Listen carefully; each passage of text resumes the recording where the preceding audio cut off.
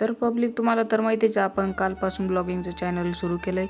काल आपले 3 सबस्क्रायबर होते आणि 19 व्ह्यूज होते आणि आज आपले 5 सबस्क्रायबर्स आहे आणि 25 व्ह्यूज आहे. आपल्याला आहे ना दुसऱ्या रूममध्ये शिफ्ट व्हायचं होतं, म्हणून आपण चाललो होतो रूम बघायला.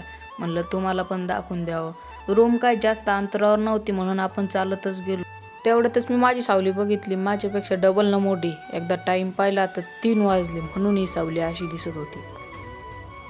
आणि तेवढ्यातच आपण पोहोचलो. आपण तिथं रूम घेतलेली आहे त्या गल्लीत. ही गल्ली एकदम भारी बरं का, म्हणून आपण इथं रूम घेतली. आणि हे ब्लॉगिंगचं चॅनल आपण कालपासूनच सुरू केलं आहे बरं का, म्हणून सबस्क्राईब करून ठेवा. ही बघा कशी वाटली तुम्हाला रूम, मला तर एकदम आवडली बाई.